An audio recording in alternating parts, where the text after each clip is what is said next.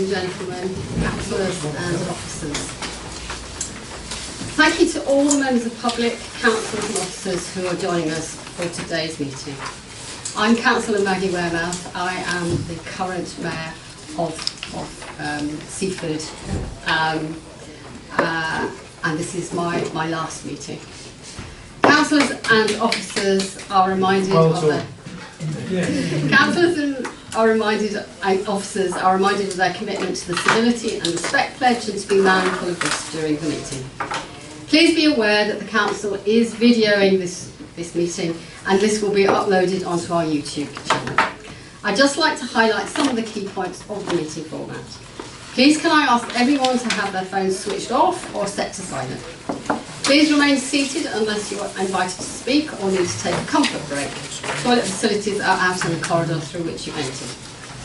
The fire exits are via the doors out of the chambers and down the fire escape externally or the main entrance through which you entered the building. The assembly point is outside the Royal Mail Parcel Office on West Street. In the event of a fire, the lift should not be used, and for those who do require a lift, officers will guide you with the correct process to exit the building. Members of the public are invited to participate in the meeting with the key points as follows.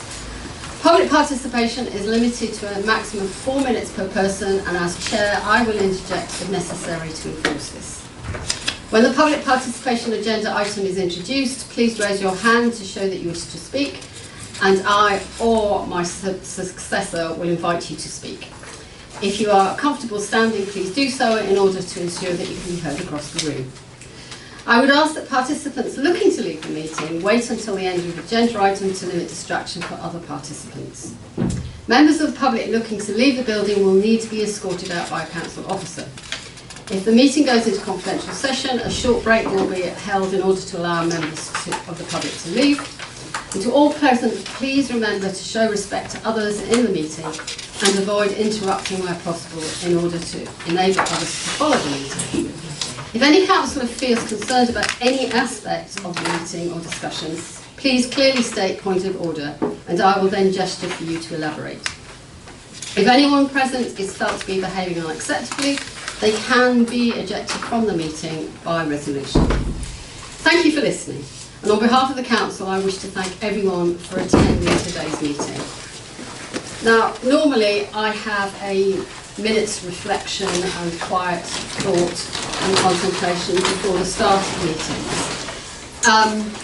But it has come to our attention a very sad news that we've been made aware of today, that Pat White, the wife of Peter White, our beloved town crier, has died.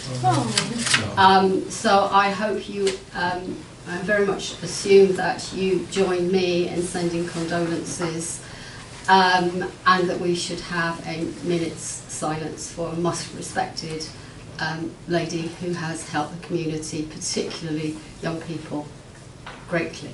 Thank you.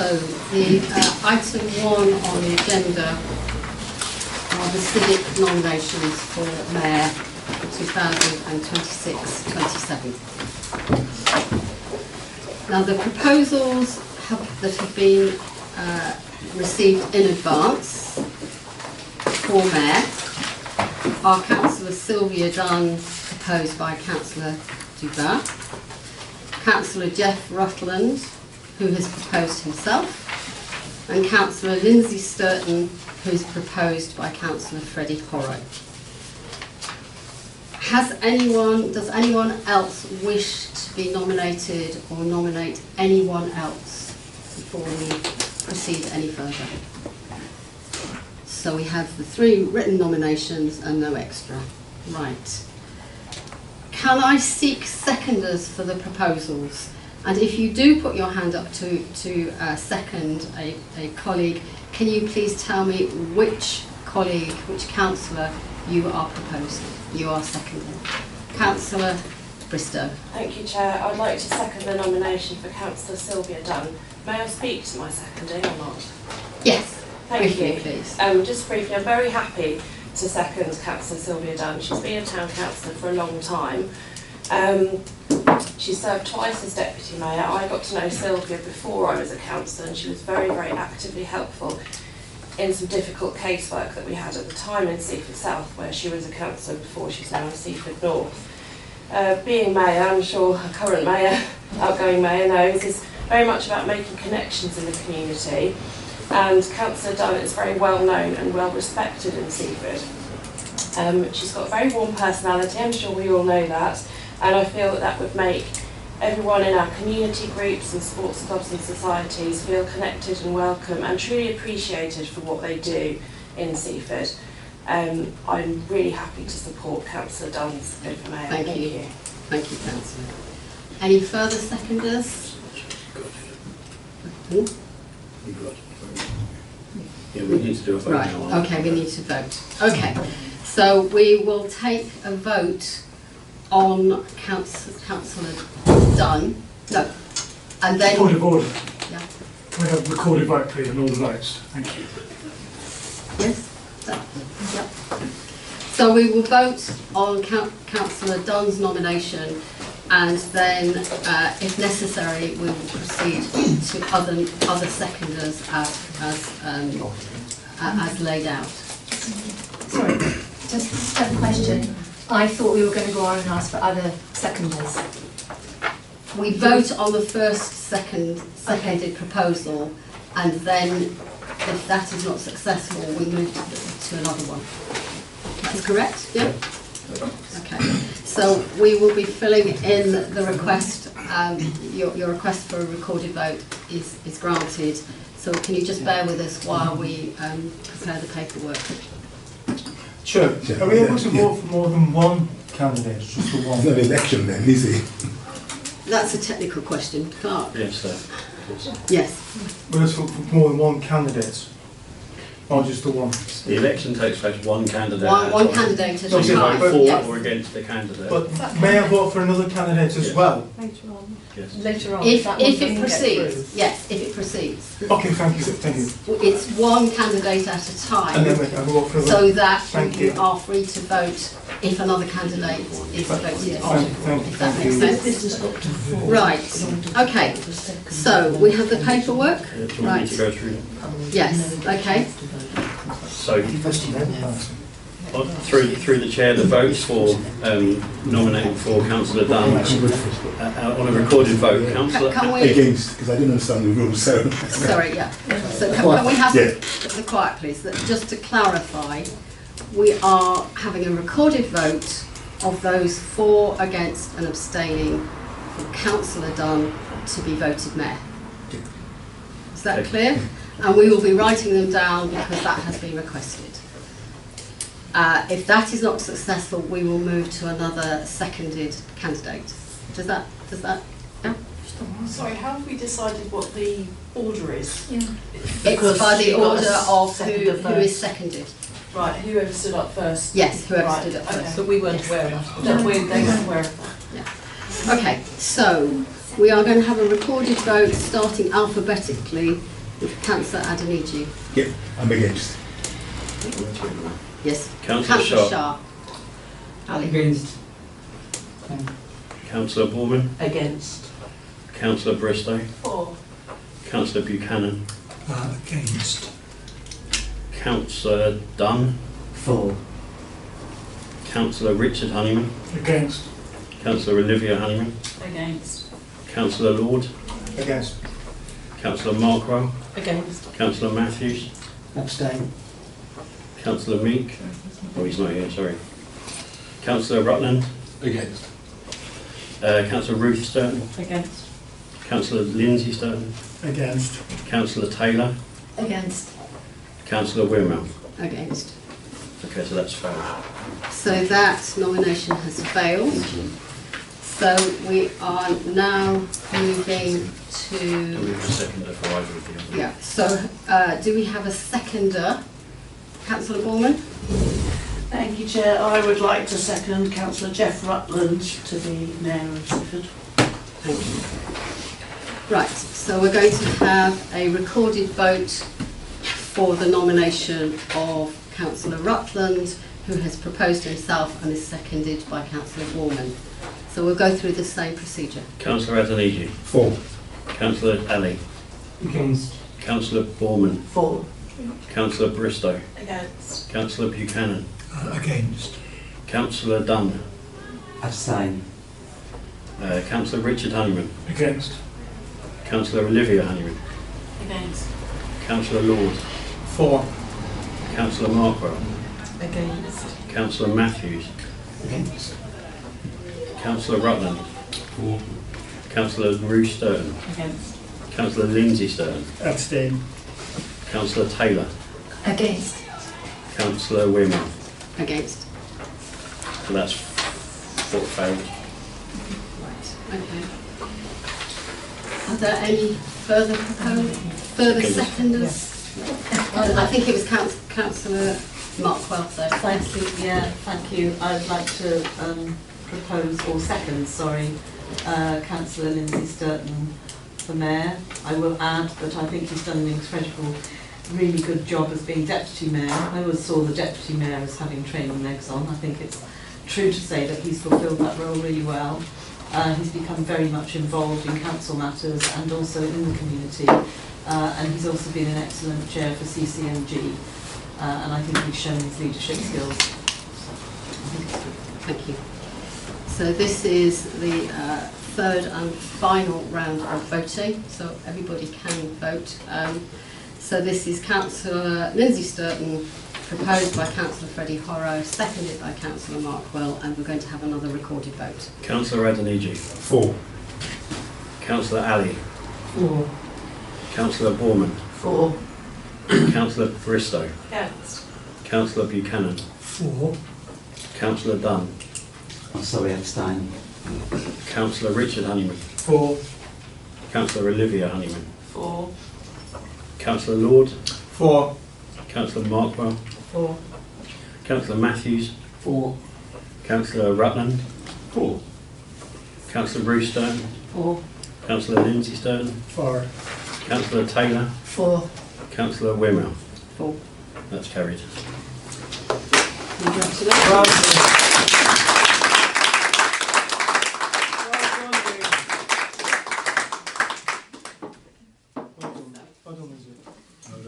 My job is done. I would just like to say thank you. It's been a tough year. It's been exhilarating, it's been challenging, it's been tragic, it's been an extraordinary year, and I wish Lindsay the very best of luck.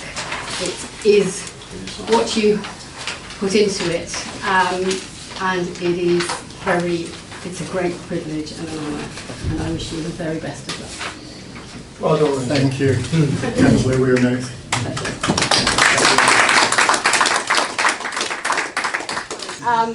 As we know, we cannot be joined by our town crier for his health reasons and obviously what I just announced. So I've been asked to step in. I'm sorry, I can't shout, oh yay, oh yay. But can we please be upstanding for the Mayor of Seaford?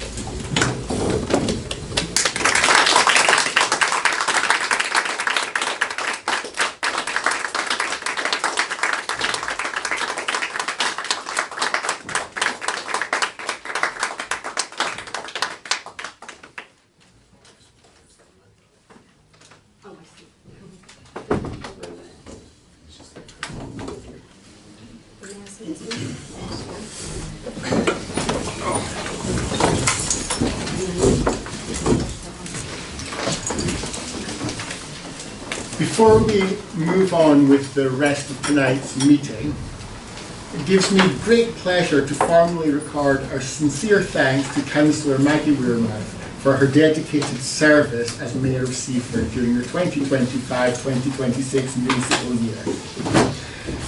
Councillor Wearmouth undertook the role of Mayor with exceptional enthusiasm and commitment.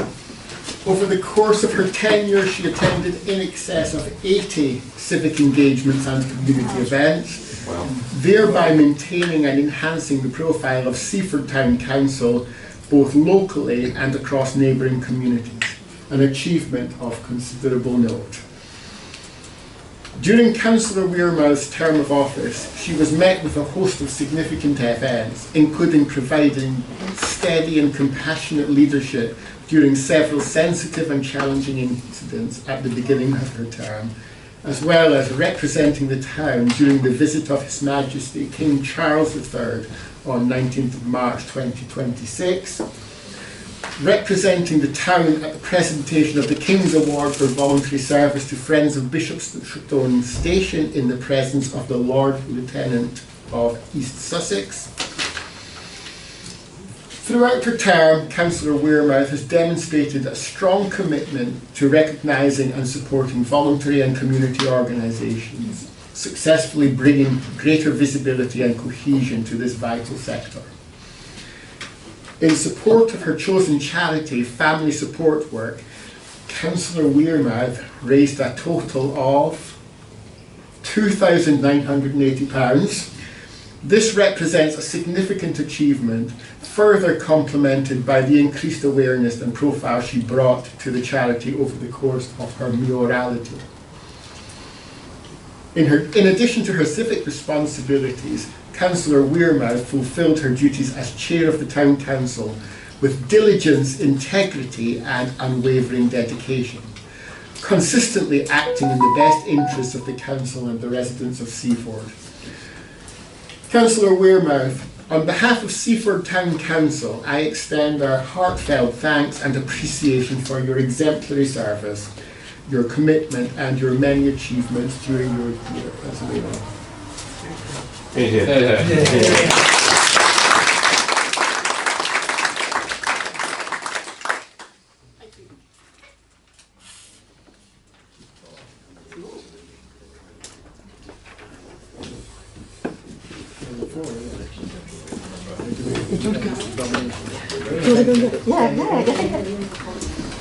Okay.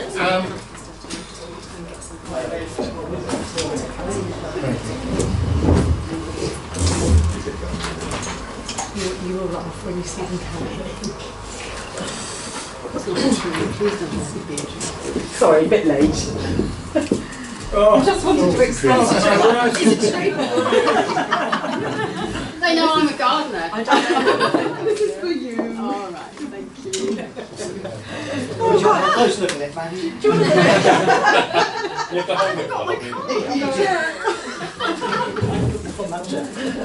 Oh, that's wonderful. I was going to say, you can't wrap it up. Thank you so much.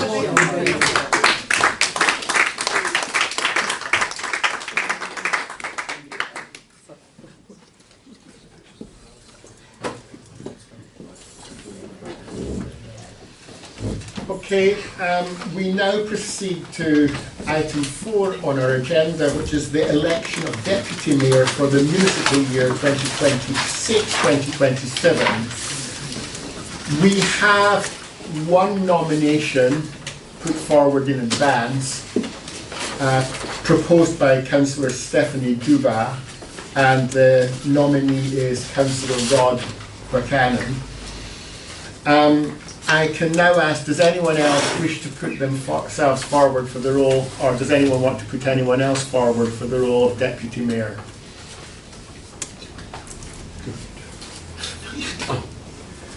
I'd like to nominate for that as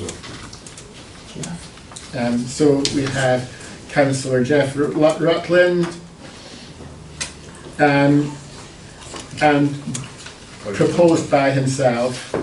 And does anyone want to second Councillor Rutland? sorry, you need to ask if there's anyone who wants to second any Okay. of the candidates. Oh, sorry, I beg your pardon. Does anyone wish to second any of the candidates? I recognise Councillor Richard Honeyman first. Who did you want to? Who would you like to second? Councillor Cannon, please. Okay, so we now proceed to a vote for. Just point of order again. Can we have recorded vote for both? Just for consistency, ties in well with the mayor one. Thank you. Ready? So, do you want me to go? Yes. Okay.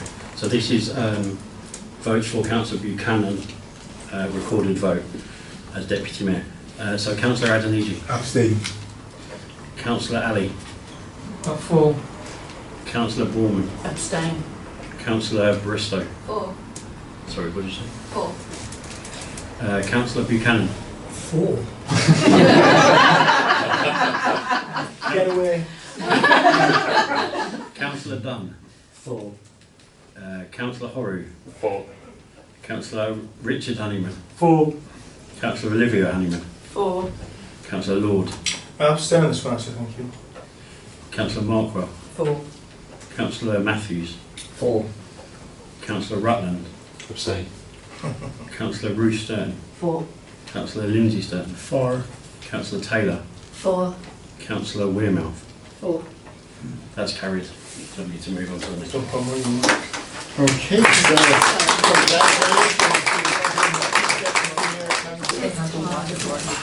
okay, we now proceed to item 5, in which we note apologies for absence. Mr. Quayle, can you tell us who has tendered apologies? Thank you, Chair. So Councillor Dubas sends apologies for personal commitments.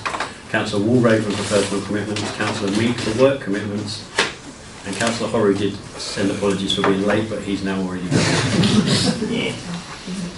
Okay, thank you, Town Clerk. Can I just say we need to approve the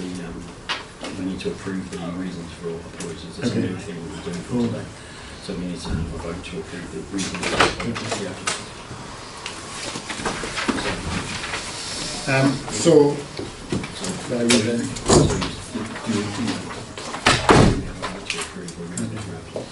Those in favour? for each one, or total? No, combined. Okay, yeah, okay, right, okay. Okay, so I've just been informed that we have to now vote to approve reasons for absence. To accept reasons for absence. I propose as a first go that we try to approve these en banc. If that fails, then we'll proceed point by point. So, can I ask for all in favour? Can I ask for all in favour of approve? Can I ask for someone to propose that we accept this? Can I just put a query? What happens if we don't accept an absence and someone's not here? Then the 6-month clock starts ticking. That's what it's about. Okay, is anyone willing to propose that we accept everyone's apologies for absence? I recognise Councillor Horrow. Yeah, I don't know if I can propose for myself, but I'll propose for everyone else. Is anyone willing to second accepting the apologies of everyone but Councillor Horrow? I blame Grace. Plus Councillor Horrow. I recognise Councillor Olivia Honeyman seconded. All in favour?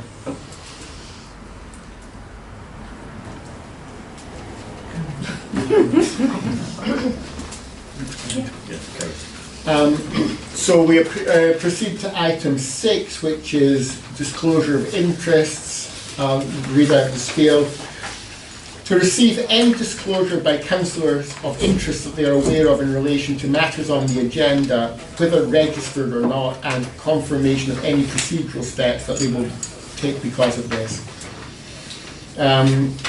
Councillors arriving late in the meeting will be asked to confirm if they have any interest to disclose at the point that they arrive. Members are reminded that the Localism Act 2011 stipulates that they have 28 days to update their members' register of interest with any changes or additions to their interests. including changes in outside bodies the member is appointed as representative to. Are there any disclosures of interest? Okay, in which case we proceed to item 7, which is an update which we are to receive from the Member of Parliament for Lewis constituency, Mr. James McCleary.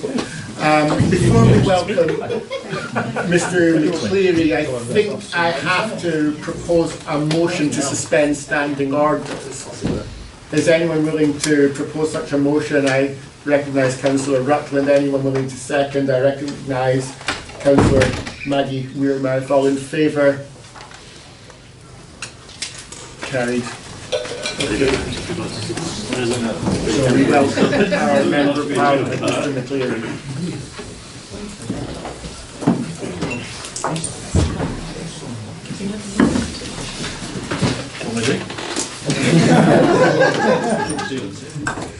Little dance. Do you sing? Okay. Hi everyone. Thank you for having me this evening. My intentions update on things relating directly to Seaford and what I've been up to. Obviously, we're in a changing national context with, as I understand it, in the time it took me to meet with parents earlier this evening about send issues. The leadership of this country has come into even further question, so we will be likely seeing a contest for leadership of the Labour Party, which is clearly enormously disruptive to a lot of things that are happening at the moment, but we will forge on regardless. And I have been focused mostly recently on continuing to try to progress work with the NHS Sussex and Lewis District Council relating to the medical centre on Dane Road, which has progressed quite well so far. I gave an update to Sally's health working group not very long ago on this, and it hasn't moved enormously further since then. However, we are in a position that we have been in for a little while now, which is the ICB have identified the medical centre as the best place for a new medical centre in Seaford. And the question now is how we fund it, which is an ongoing conversation that the District Council are heavily involved in. And as you all probably know, the District Council played a critical role in funding or facilitating the spending on the New Haven Health Hub, which opens imminently in New Haven. It will be open fully by the end of this year. And so that continues as a joint working exercise, and I'm keen to include partners in that. It's not obviously something I lead, but clearly we are have a role in bringing it together. So that's where we are on that one. Clearly we just had the local election, so I'm waiting, as everybody is, to see what shape the county council takes in terms of its administration. Next week they have their full council meeting on Tuesday, as I understand it. I am no longer a county councillor, so it's not something I have a direct input into, but we will see. And once the new administration is in place, obviously my priorities for Seaford remain that I want the county council to also engage with the medical centre project, because we want to align all of the local authorities, not least as Lewis District Council will cease to exist in the not too distant future and be succeeded by the unitary authority.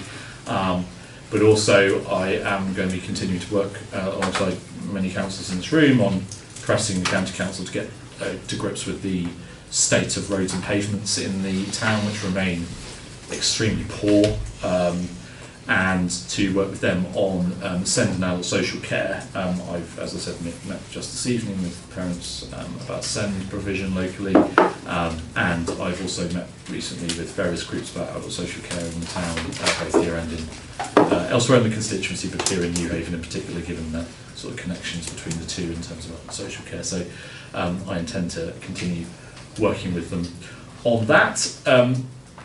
Beyond that, obviously my priorities remain around supporting the community wherever I can, having in the last year visited all the schools in Seaford. I have a pretty good idea of where we are in terms of education provision in the town. That's partly why I've been spending so much time working on special education needs and disabilities, because that is the highest identified a crisis point for schools in Seaford, and it's something that I'm trying to do whatever I can support with. We have a white paper, a government white paper on SEND, the consultation for which ends on the 18th of this month, hence I've been meeting parents, the second meeting I've done this week.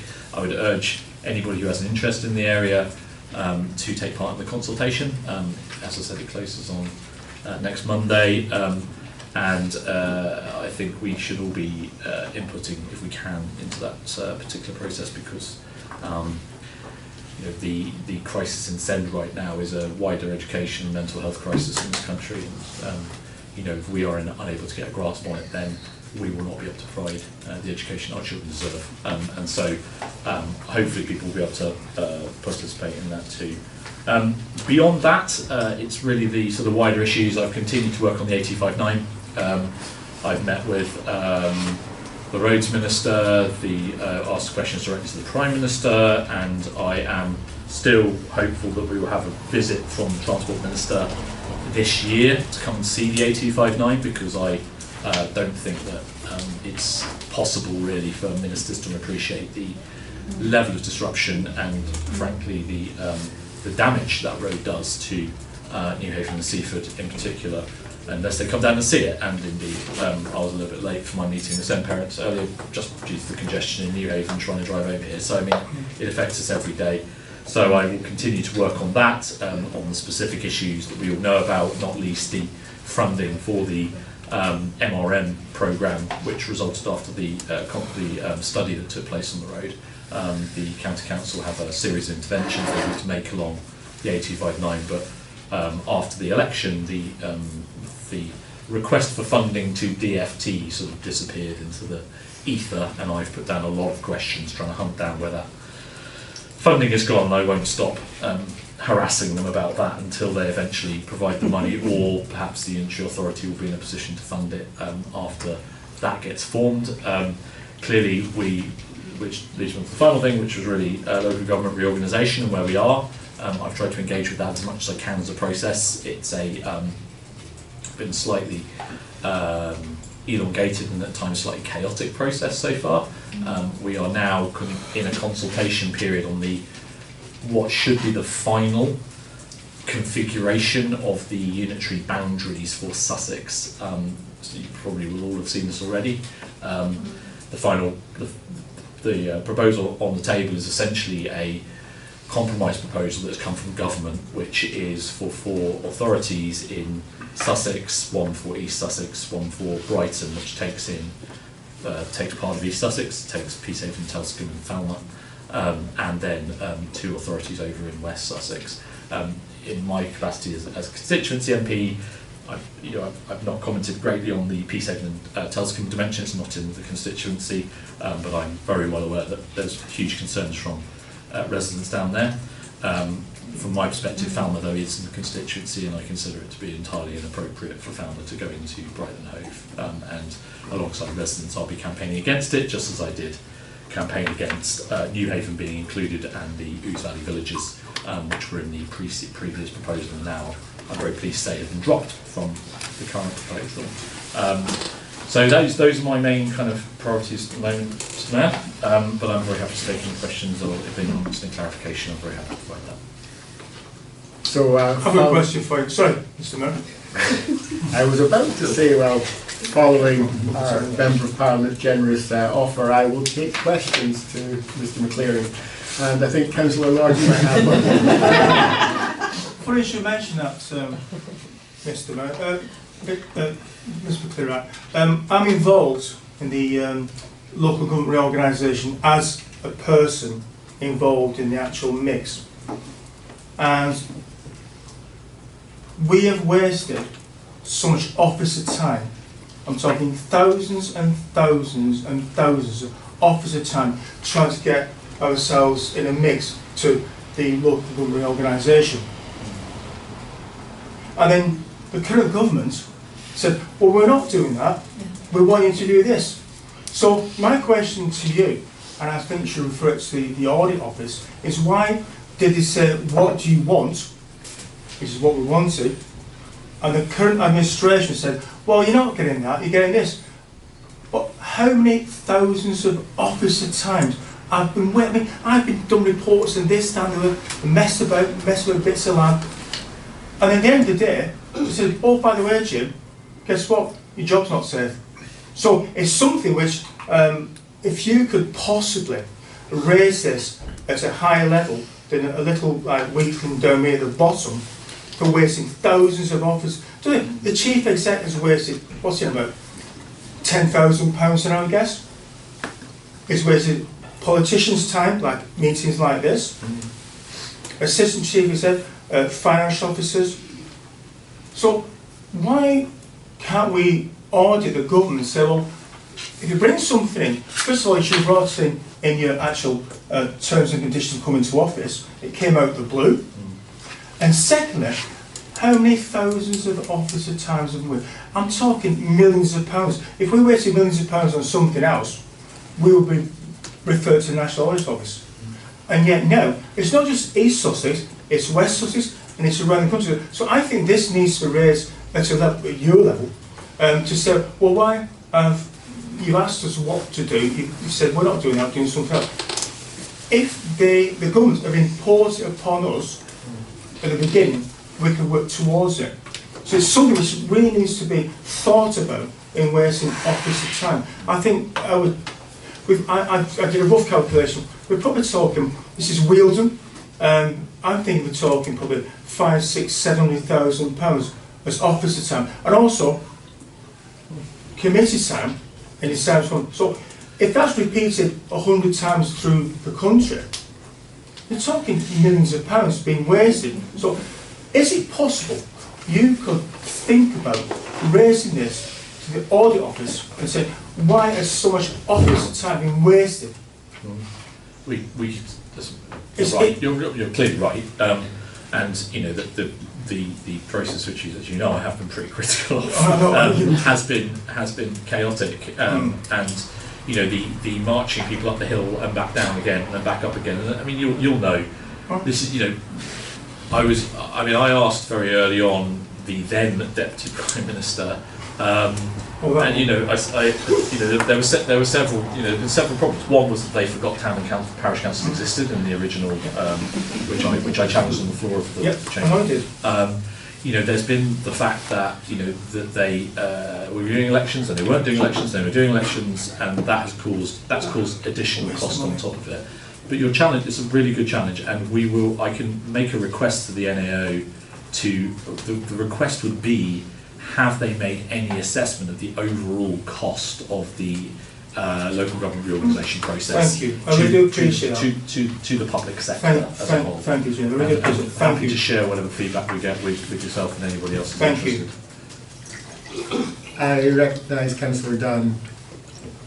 Yeah, thank you, Mr. Mayor. Congratulations on your election. Good evening. Mr. McCleary. Sorry it's delayed. I did submit it a question. I don't know if the office had time to respond. I can read it out, or I can expect a reply at another time. Just ask it now. Thank you. It was something I picked up at a couple of meetings that I had attended.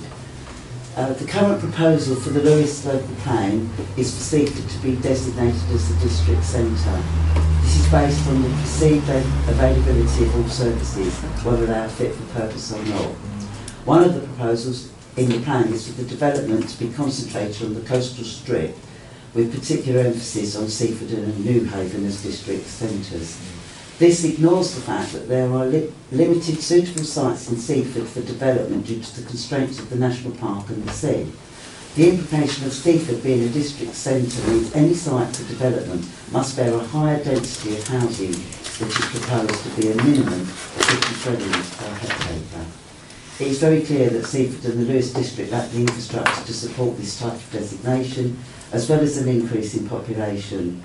Healthcare and schools are already at capacity, and highways, as you already mentioned, is at a critical and supportive level. How can we protect Seaford from overdevelopment without a fully functioning infrastructure?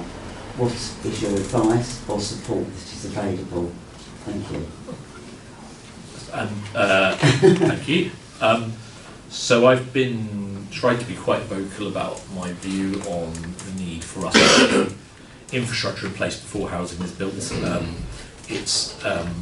think that we have a very back-to-front system with regard to this, that there's this sort of view that if you build housing, the market will somehow respond and provide things the market doesn't want to provide, which just makes no sense at all, which is hence why you end up with the inadequate medical facilities we have in town, where we've got 30,000 patients in one medical centre that's clearly unfit for purpose. And the same has also been true in New Haven, the same is true in Lewis, and the same is true in Polegate. So all the main population centres in my constituency have exactly the same problem. I think we need to advocate very strongly for this, a reallocation of the way in which the government approaches this. One of the problems we've got is that the local plan, and not having a local plan is not a great place to be, but the local plan needs to be completed, but the problem is that the government are changing the NPPF, the National Planning Policy Framework, and that is going to give them the power to bypass the local plan anyway. And so you're ending up in this kind of worst of all worlds for places like ours, where you've got a plan, however unsatisfactory, but that may say, okay, we can build here, we can't build there.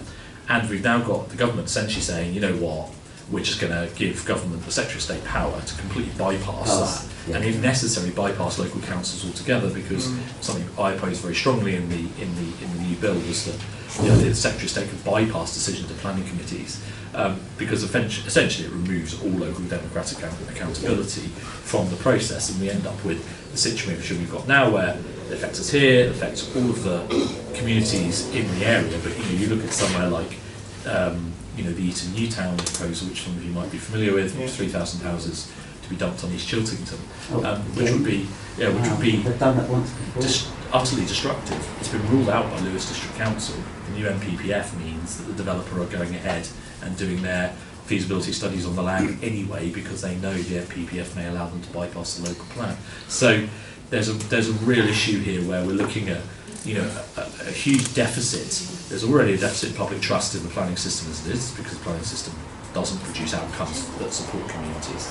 And then you're looking at a system now where the government are essentially saying, oh, there's not enough housing being built. Well, so I could very much get on my high horse about this, but there isn't enough housing being built nationwide. That is true, but the problem is when you have a developer-led process, which is what we have at the moment, and it's going to become even more developer-led, what you're saying is we need to build 1.5 million homes, but if you allow developers to choose where those homes are going to be built, they're going to build them where they can make the biggest profit. Exactly. You can build the green belt. In the green belt, specifically in the southeast of England. And what we're ending up with is this situation where it costs roughly the same amount to build a house anywhere in the country, right? Give or take a little bit. But the profit margin in Seaford is massively higher than it would be somewhere else in the Midlands or the north of England. And that's not me sort of trying to turn place against you. I'm not saying to dump all the housing in this specific place, but we've all got to take our share.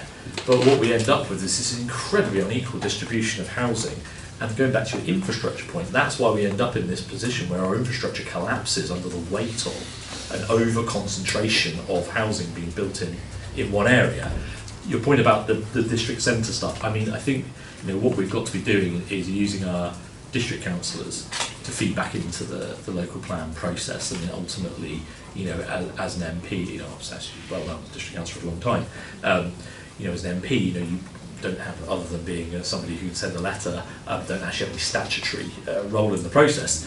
I mean, the fact is, I think we're going to need district councillors in Seaford to be being pretty robust with the administration, who, as we know, are pushing ahead with getting the local plan done by December, and make it clear what Seaford can and what Seaford cannot sustain.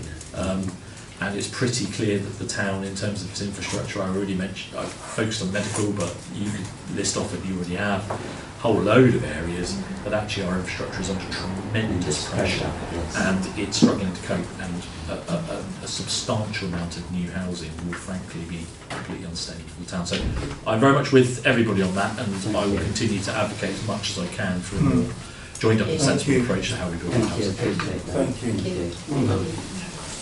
So I recognise Councillor Markwell. Mr McCleary, thank you for coming along.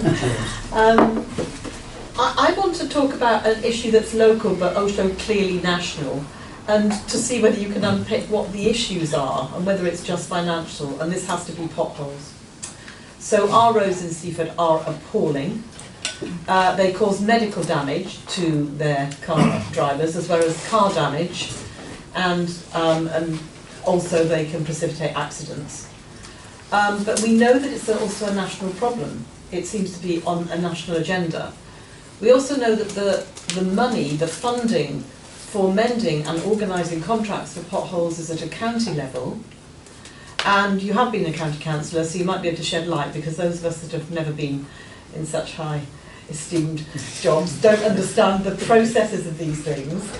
And I am wondering how this is going to be addressed, A, by the government, but also by county councils, and also given that there could be the opportunity for them to pause anyway because of the restructuring. So, you know, it could be that we're on a bit of a hiding for nothing, trying to raise the issue because of the total reorganisation anyway, whether this particular issue, which is both national and desperately local, is going to be pushed down the agenda anyway. And I just wondered what your perception was of it, really. Yeah. And you know, we clearly have our hands tied here, we can do nothing about it. So where does it go, and you know, what can happen? Yeah, it's a huge problem. Obviously I'm not the only person in the room who's serving the county councillor. Councillor, as you know, exactly. Want to comment on it too. But I mean, the reality here is that, you know, there is a massive yawning budget deficit in place for road maintenance. I think they've estimated to fill all to get all the roads up to the standard they wish, they're about 30 million short, I think. And you've got to remember the county council just borrowed 70 million quid. So I mean, they're not in a position really at the moment to do the whole lot. I think this is a long-standing historical problem. Interestingly, that I don't think has been taken seriously enough by government over many years. I think it's partly a product of the fact that we have a massively over-centralised government in this country, and we don't devolve enough powers with enough funding to local areas to actually look after themselves. And so I'm certainly not in the business of making any excuses for the county council, but I do feel they have been put in an incredibly challenging situation, and I've said that a number of times that, you know, I do think that. I do wonder whether, you know, the way in which we manage our highways contract is necessarily effective. It does seem like successive contractors have not performed the role you would expect them to be doing, and it costs a lot of money. There's a lot of taxpayers' money going to Balfour Beatty right now, and they appear to have such constrictive contract terms. It allows them not to carry out the work in a way in which the public would rightfully expect them to do it, either in terms of the quality of the work or in terms of absurd situations where they're fixing a pothole that's 2 feet away from another one and leaving the other one which rightly from a public perspective is unacceptable. There's also, I think, personally, you know, in my experience as a councillor and a resident, I think they've been too reactive over many years. I think there's been a sort of wait until it breaks and then we fix it approach. I think if you're not preventative with highways, what you end up with when you have a very wet winter, which we just had, which is a heavily, I mean, I don't dispute with the council at all that the amount of rain we had did have a major effect on our roads. But the problem is, if you haven't done the preventative work in the first place, then when that comes, it means the whole thing falls apart. And our roads have been in they're just in a appalling condition. And there are some ones, you know, you guys could all point to places, whether it's the state that Quarry Lane got into, or whether, you know, I drove past Vicarage Close, just, you know, these roads are in atrocious condition, and it's been made a lot worse. So I think, you know, there's a money problem, definitely, but I think there's also an issue around the way in which the council approaches things and their kind of their attitude to it. In as much as we've got ourselves into a very reactive situation, it's the same. You would know this very well. It's the same with healthcare. You know, if all you ever do is treat the problem at the end, you don't do any preventative work, then it just costs you a lot more money in the long run, and it's a lot more people's time.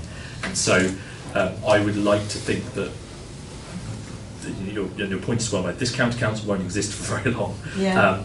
So there's only so much you think is realistic to expect whoever runs this council to actually do. But for the unitary authority that comes afterwards, I think there's a big question mark about how you approach highways maintenance in the future. Thank you. Right. Councillor Bristow. Hi, thank you, Mayor. Good evening, Mr. McCleary. We're coming into May, and the hailstorms yesterday will have signalled to us all that British summertime has started. People have contacted me, particularly families, 2 families who have moved here with young children, saying we'd really like our kids to be able to swim in the sea, but we don't trust the water quality here. I note that recently the Lib Dems called for water companies to also release data about the volume of the storm overflow spills that are occurring, as well as just the temporal duration of them. I'm interested to know to what end that data can be used, given that the actual presence of pollutants is obviously to do with the concentration. It's going into a large bay here in Seaford, a very dynamic environment with the tides. We have water quality monitoring by the Environment Agency on a weekly basis from May to, I think, the end of September. It's only sampled at one point. So I'd just like to know what you are doing or what you're able to do to help our residents and our visitors to Seaford Bay to have more confidence to be able to go swimming, and which kind of data they should be looking at. Yeah, as hopefully quite a few people know, it's been one of my biggest priorities since I was elected, working with Southern Water to try to progress this. I think there's sort of several approaches to this. One is that despite Southern Water's failures, I don't think it's constructive to endlessly bash Southern Water. I think that if we're ever going to actually get any change, the reality is the government have, in my view, abjectly failed to address the industry's challenges around water quality, which they're not prepared to restructure the industry, so Southern Water are here to stay. And therefore I think it's important that we work constructively with them. My current objective is to work with Southern Water to pick a small number of outlets which are some of the worst offenders, which I would very much include Splash Point in that, and try to get them sorted one by one, because I don't think I will continue to criticise them, of course, but I don't think just bashing them endlessly really achieves anything. I'm always a great believer in getting the people who can actually make change into a room and sit them down and see what we can do with them, whoever they are, whether I'm a fan of theirs or not is irrelevant. In regards to Seaford Bay in particular, I have spoken about trying to increase visitor confidence in the water quality in the bay, and indeed the beach in general. And I have floated the idea that we could look at blue flag status for Seaford Bay, for Seaford Beach, which I think would help to address that, which would also have a direct impact on the level of testing that's actually required in the bay for water quality purposes, which I think would be something that would be very positive for Seaford personally. And then in terms of why party policy was to look at volume, is because we feel that it's important for people to know what an actual spill or an outlet means for people, in terms of not just duration, but like how much actual substance is going in, because they're not all the same. Sometimes, not to get too graphic with these things, but I do spend too much time talking about sewage. Sometimes it's literally a torrent of sewage, and sometimes it's more of a trickle. And that does make a big difference when people are looking for confidence they can use a space, whether it's the bay, whether we're talking about the ooze, or whether we're talking about the Kirkmere. It is important for people to understand these things, because there is, as serious a problem as it is, and it is a massive problem, there has been a lot of misinformation out there too, and we shouldn't get to the point where we're scaring people if it is in fact okay for people to use a space. And I think that's again why I think it's important to work constructively with Southern Water wherever possible. So those are the sorts of approaches I've taken early on. I've also worked with people who are working on the sort of Love Our Ooze side of things, and looking at ways in which we can find ways to work with community groups. I've been quite keen to get, another reason I think it's important to engage Southern Water is I want them to pay for stuff as well, and they are actually quite willing to do that. So I think we need to be looking at how we can work collaboratively with people to increase confidence, but also make sure that we are not letting this polluter off the hook. And on the wider question of the industry itself, there are still, in my view, massive problems with an organisation who have complete control over something that is needed for us to live our lives.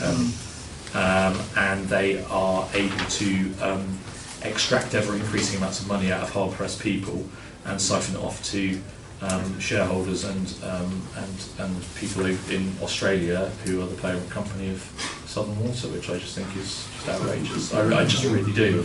As much as we have a modern economy and it's a globalised economy and these things happen, I just really think when it comes to water, that's a different matter altogether. And I just think the government have been unbelievably weak with the water industry. Scrap off what, bring it from a regulator, and let's go and slap some proper fines on these people. Although if the Independent Water Commission review proposes exactly that, and to have a supervisory regulator for the water sector. I will. It's the Cunliffe review. Councillor Borman, I'll make this the last question. No, that was basically my question was on water and sewage. So.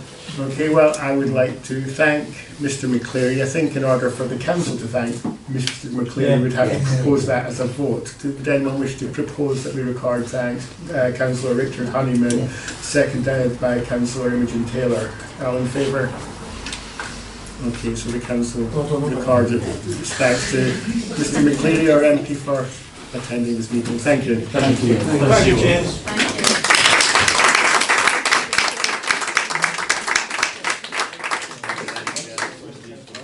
Really good, thank you.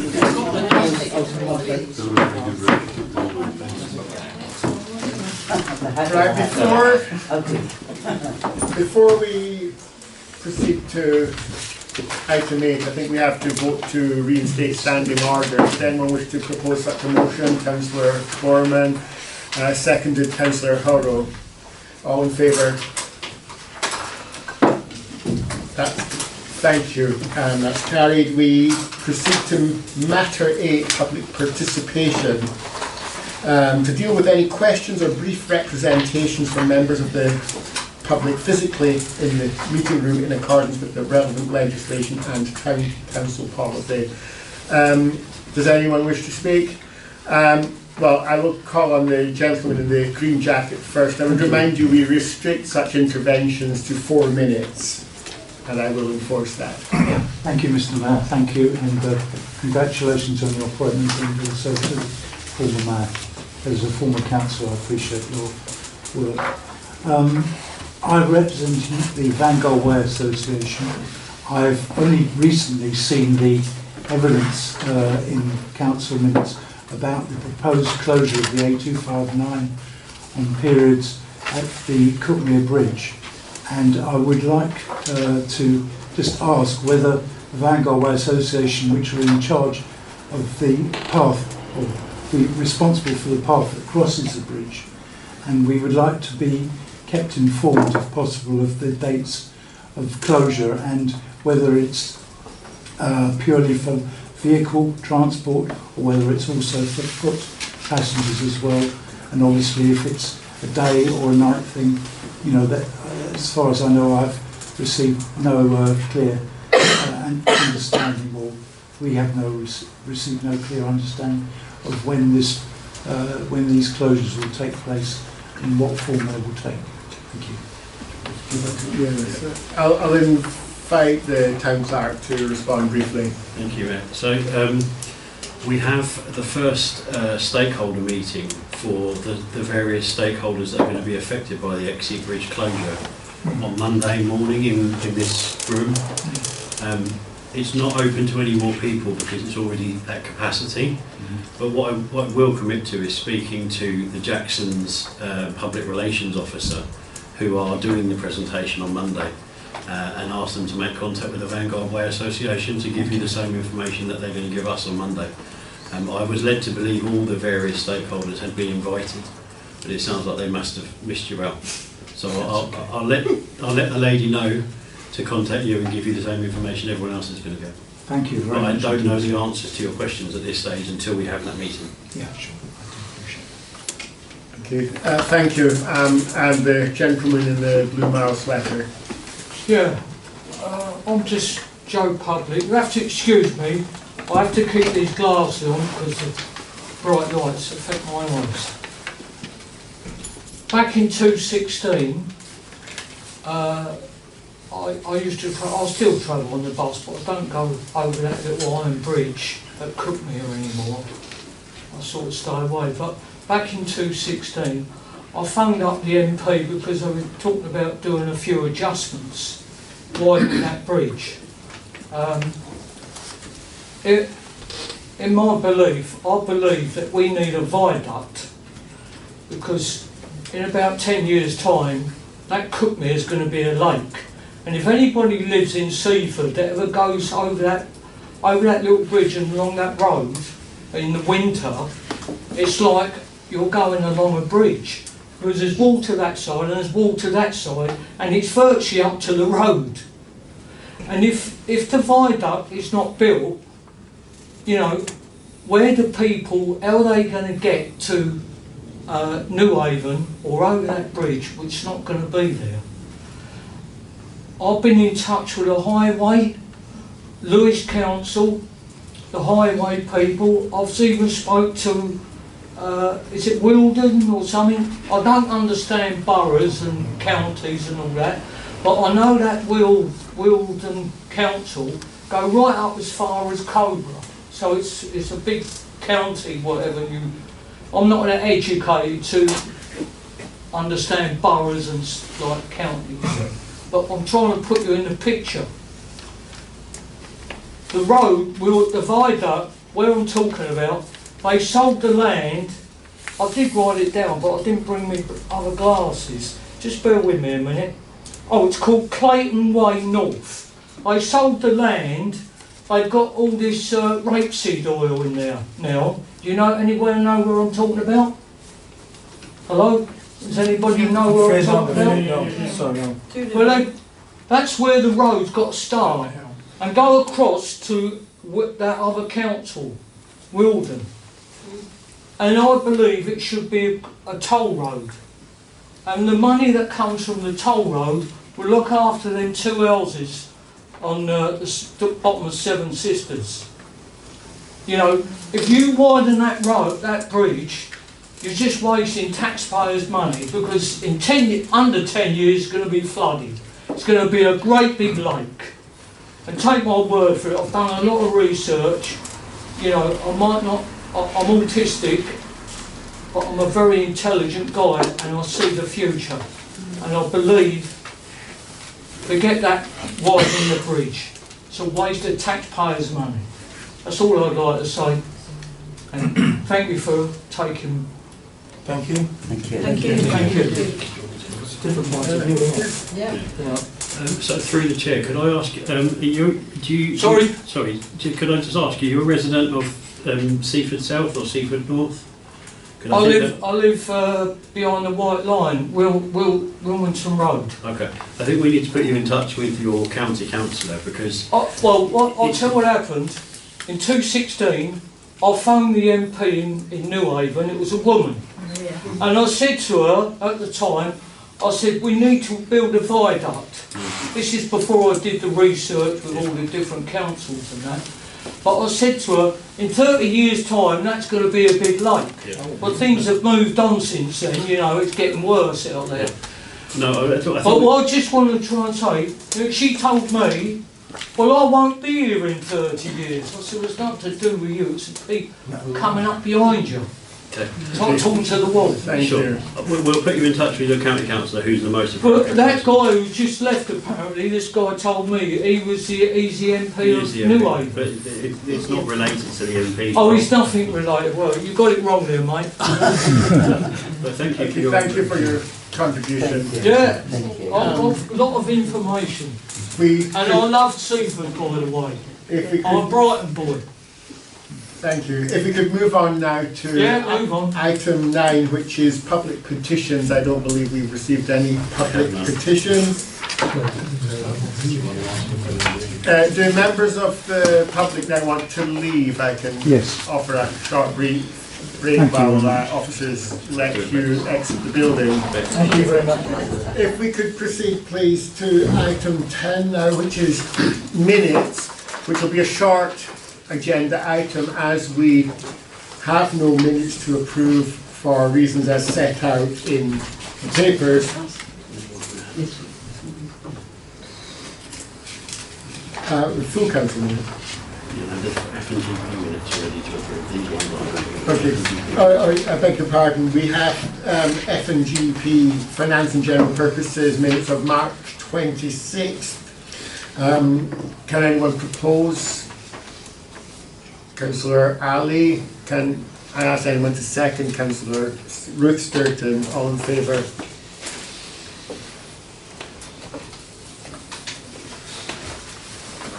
Carried. Which brings us to the item we've all been looking forward to, which is item 11, 2026-2027 committee membership, and there is a paper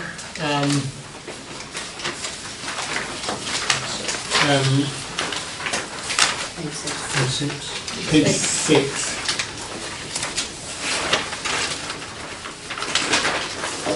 Okay, so we have to proceed in order. First to appoint members of the committees, and then to take nominations and seconds for chairs and deputy chairs. We have been asked to nominate ourselves for committees ahead of time, but I think we can also take people putting themselves forward on the day, and I would particularly welcome that where we have some committees that are understaffed. Do I proceed through these in order? So I'm looking over your shoulders, Steve. So for assets and facilities, we have put forward councillors Dunn, Councillor Olivia Honeyman, Councillor Richard Honeyman, Councillor Sally Markwell, Councillor James Meek and Councillor Linda Walraven. Does anyone else want to put themselves forward? I see Councillor Christina Bristow, I see Councillor Shah Ali, I see Councillor Ollie Matthews. So one more space if anyone wants.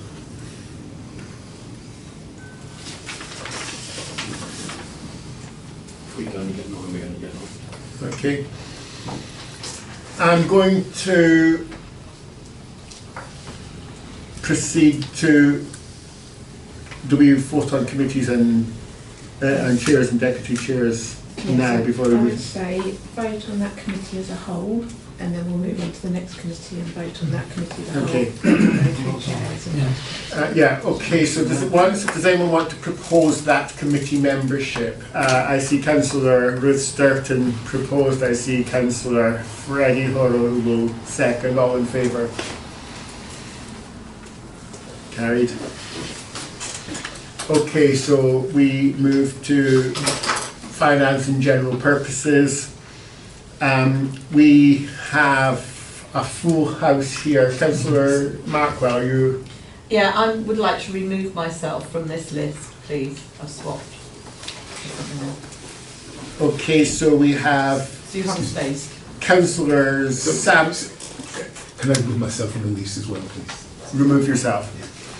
Okay, so we have Councillor Liz Borman, Councillor Rod Buchanan, Councillor Sylvia Dunn, Councillor Freddie Hurrow, Councillor Richard Harriman, Councillor Maggie Weirmouth, Councillor Linda Walraven. Does this mean we now need Councillor James Meek? It does. So we have Councillor James Meek. Does anyone else wish to consider themselves? And we have Councillor Shah Ali. So that's 9 again, but you can proceed with that. Okay, will anyone propose that committee composition? I see Councillor Maggie Weirmouth proposing, I see Councillor Liz Borman seconding. All in favour?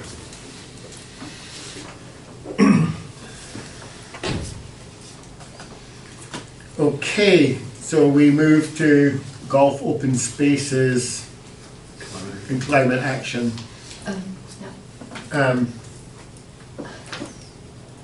You have to put yourself forward. Yes, I Councillor was a Taylor. member of it last time. Yes, please. Councillor Bristow the same. Councillor Jeff Rutland. I was on that last time.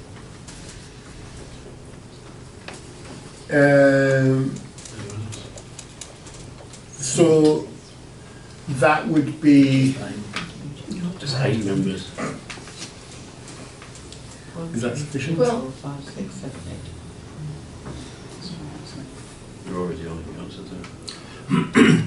Okay, so we have councillors Taylor, Bristow, Rutland, Buchanan, Dunn, Meek, Weirmouth and Walraven. Does anyone wish to propose that membership? Councillor Bristow seconded, Councillor Rutland, all in favour?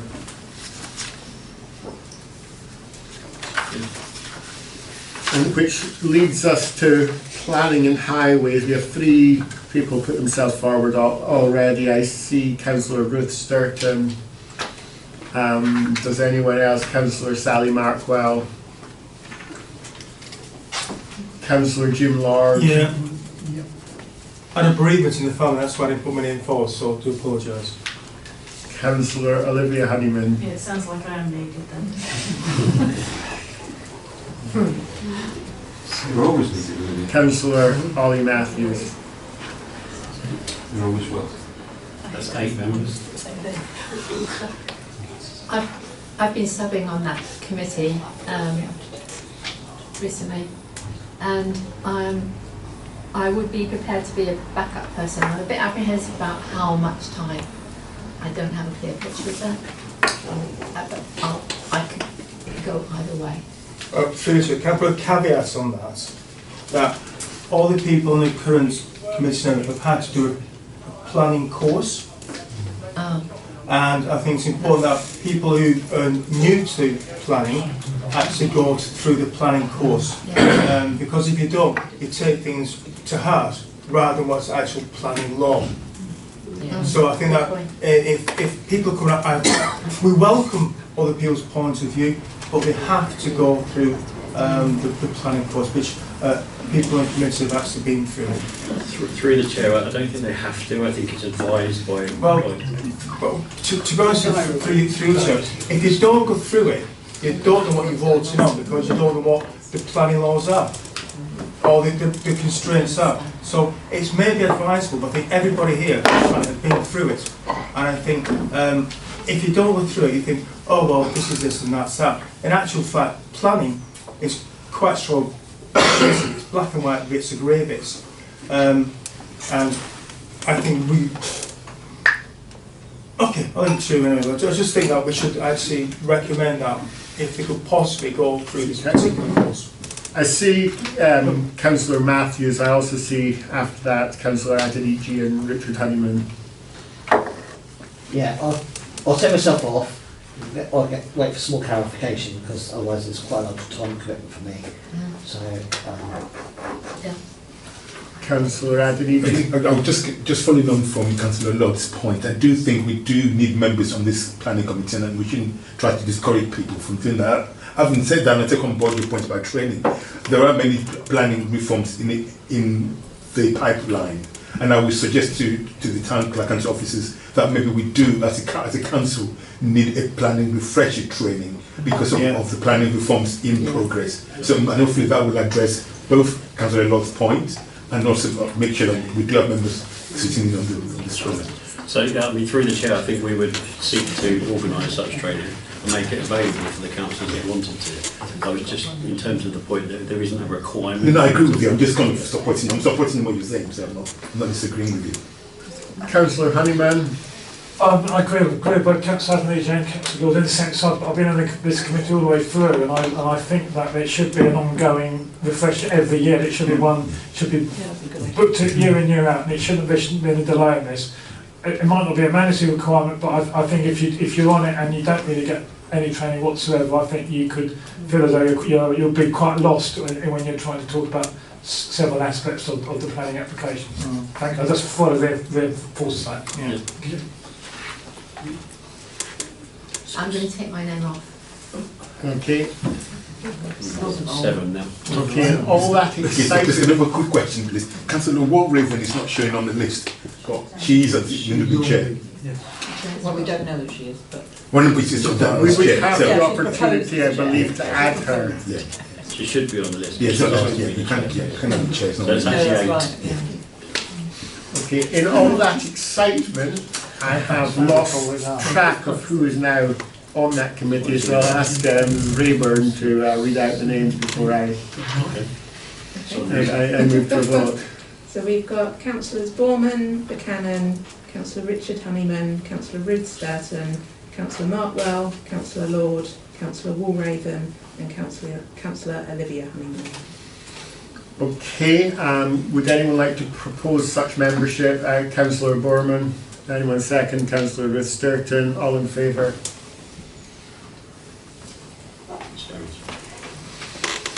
Okay, so we move to the exciting matter of personnel, where we have at present Councillors Adenijini, Bird, Borman, Honeyman, Markwell, Weirmouth and Walraven.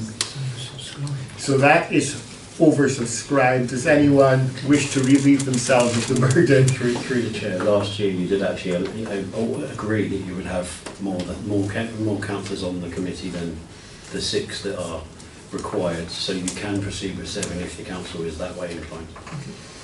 You wish to remain? No, I'll withdraw. Okay, so does anyone else wish to add themselves at this point? In that case, I will move. Does anyone wish to propose for the composition as written minus Councillor Weirmouth? Does anyone wish to propose that? Councillor Borman, seconded Councillor Markwell, all in favour?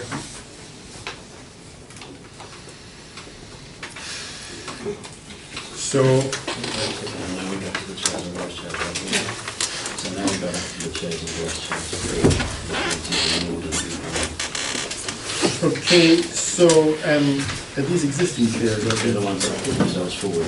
Yeah. To propose themselves to be chair and vice chair. So we have a proposal for Chair of Assets and Facilities, which is Councillor Olivia Honeyman. Would anyone wish to second that? Councillor Richard Honeyman, all in favour?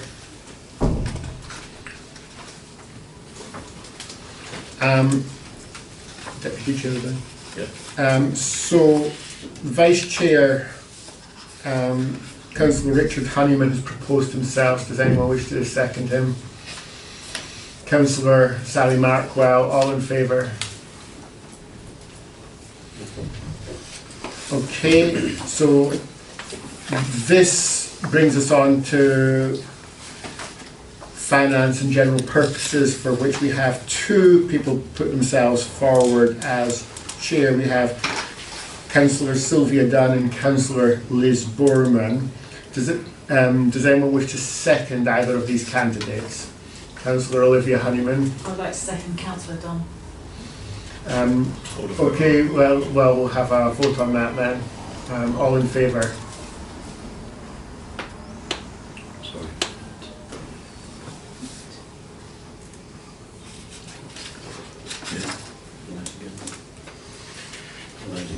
Oh, and those against? 1, 2, 3, 4, 5, 6. 6. And abstentions. Any abstentions? 2. That's carried.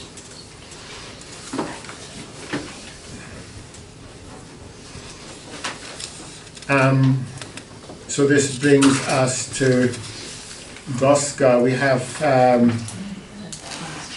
so I beg your forward. Does anyone wish to put themselves forward as Vice Chair of Finance and General Purposes?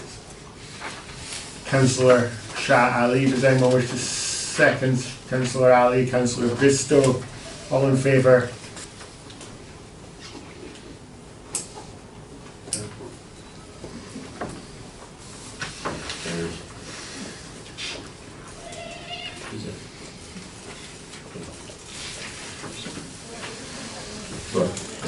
So then we're on. Now this brings us to Gosca. Councillor James Meek has put himself forward as chair. Does anyone wish to second Councillor Meek? Councillor Ruth Sturton, all in favour? Okay. And we have two people put them forward for deputy chair. We have Councillor Rod Buchanan and Councillor Sylvia Dunn. Excuse me, sorry. I'll remove myself as a candidate and you've been already from it. Okay, right.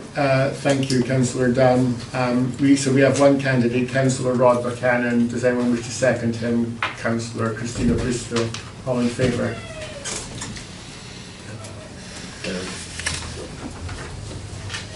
Okay, this brings us to Planning and Highways. Councillor Linda Walraven has put herself forward. Does anyone wish to second her? Councillor Jeff Rutland, all in favour?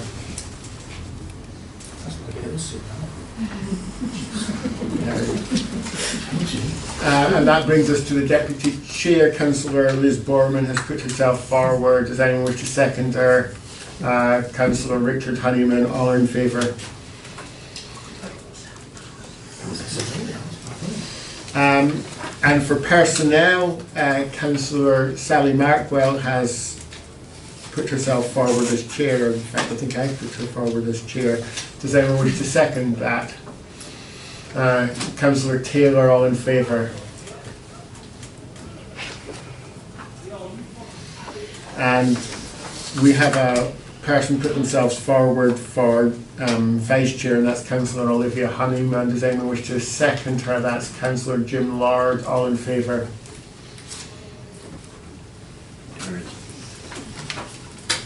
We also need to do this, which is the chair of the disciplinary grievance panel. Okay. We have Councillor Liz Borman has nominated herself as chair of disciplinary and grievance. Does anyone wish to second her? Like Councillor Ruth Sturton, all in favour?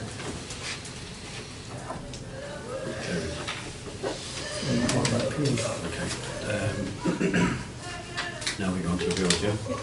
So, we officers need to identify candidates who remain available to serve on the appeals committee. When it comes to it, I'm willing to chair that. Councillor? I can't, can I not? Okay. Goodbye. So 1 second while we work out who's available.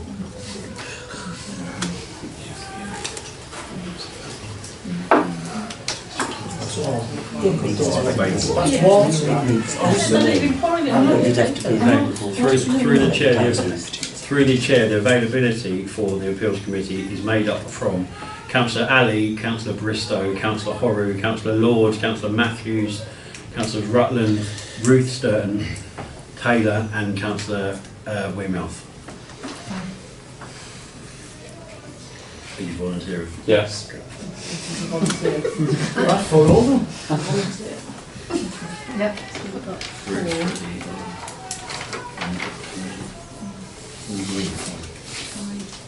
Ideally 5 for the appeals committee.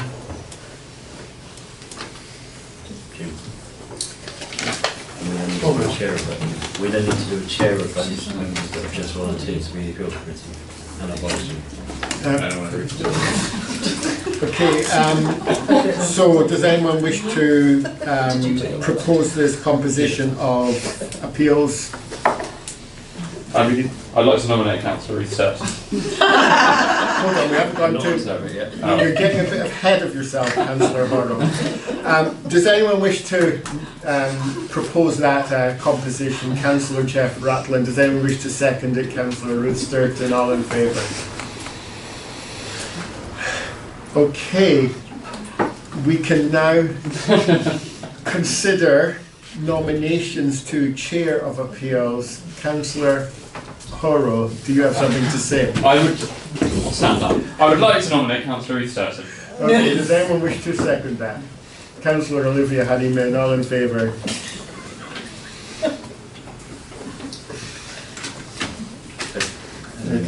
Okay, I would consider nominations for, including self-nominations for Vice Chair.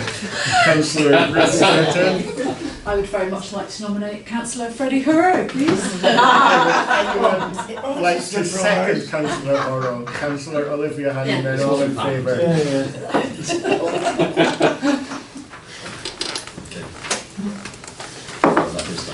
Tis done. Now we need to move on to CCMG. So we approve the composition and then the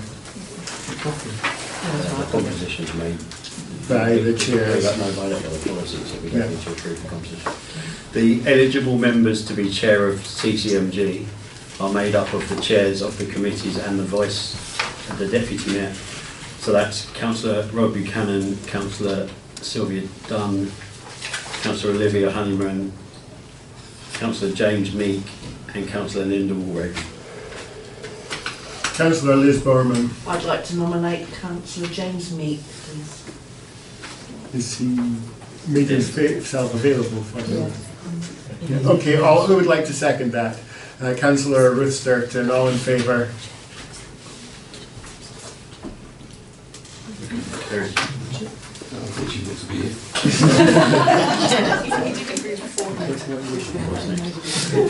That's why I should be at the meeting. That's the end of that. That's the end of that item. Does this bring us to the item which is outside bodies? Yes.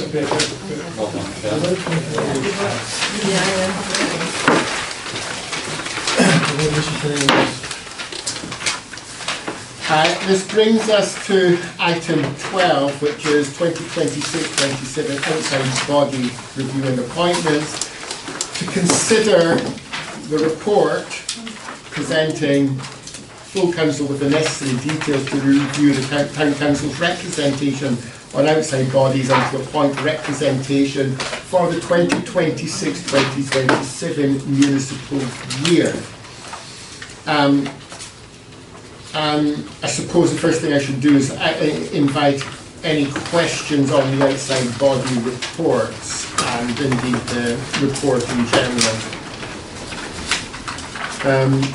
Councillor Taylor. So the question is SCDA, I mean it's mentioned on page 23, but it doesn't come on that list. I assume that's because it's new. Okay, so it should be on that list. It won't be on the No, 25 list. This is the 25. But they're ranked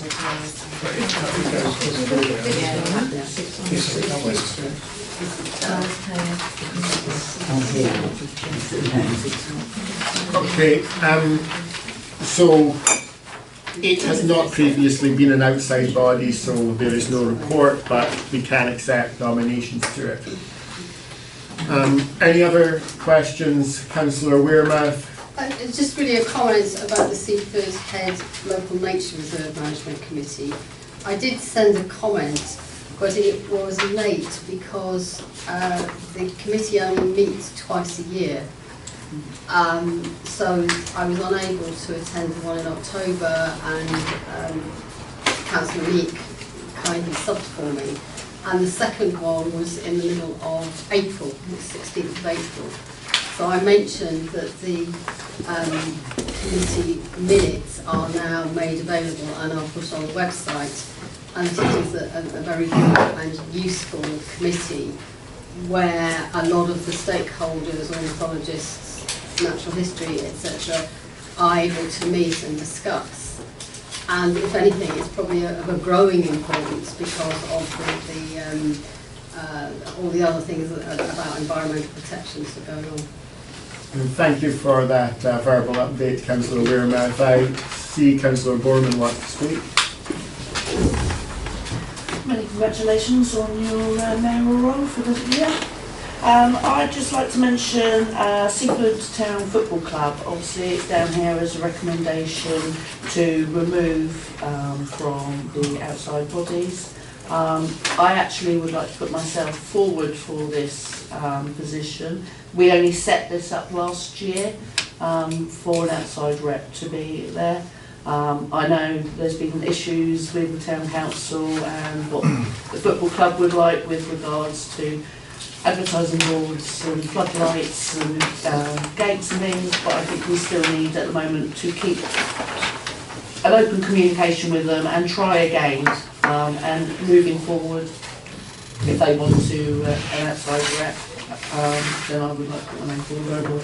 Okay, so Councillor Berman, I'll allow Mr. Quayle to correct me if I'm wrong on this, but I believe the proposal to remove Seaford Town Council is a recommendation of the report, which will be asked to vote on it. If we want to, you could propose an amendment on that, to that effect, when the time comes. Is that would that be the right way of doing things?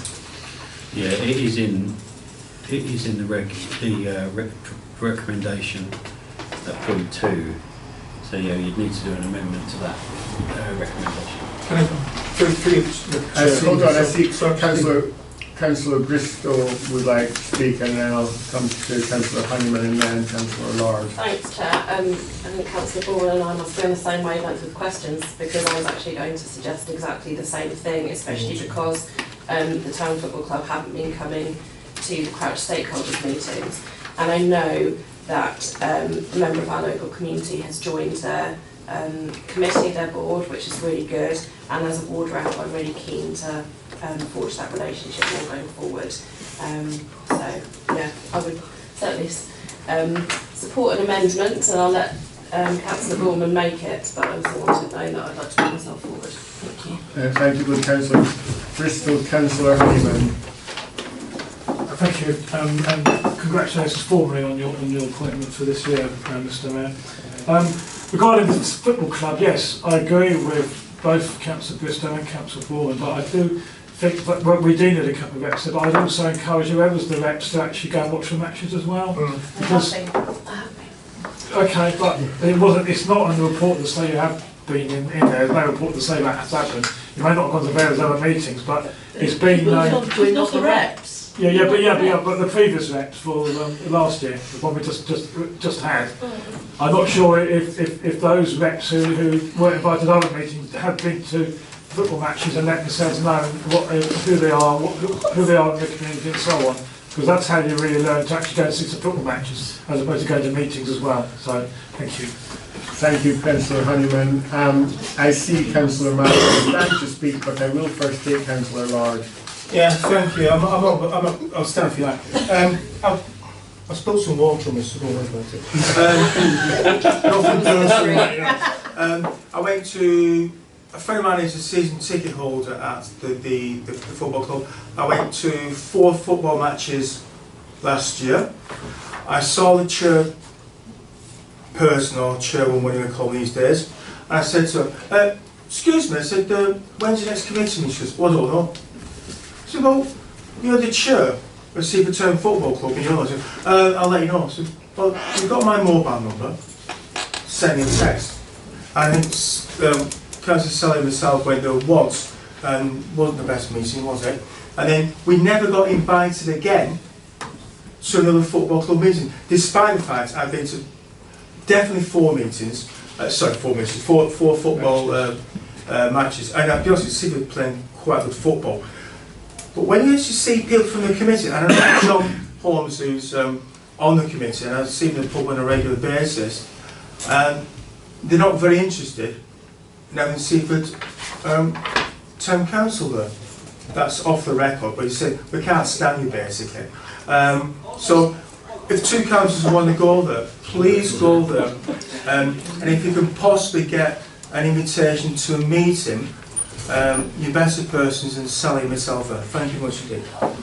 And was the referee as recorded in song, Councillor Lord? Well, the referee's from Bolton, and he gave a goal in Shunsdon, never mind. Okay, Councillor Markwell. Yeah, just to defend our commitment to the Seaford Town Football Club, the reason that you had reps on the committee was because I went to the football matches, talked to the chair and invited her to invite us to have an OBR, because they didn't have one. So that's why we have one in the first place. Unfortunately this year we have only been invited to 1 meeting. Personally I think it was a fine meeting, they were very kind and very very friendly, there was no problem. But whatever's been going on since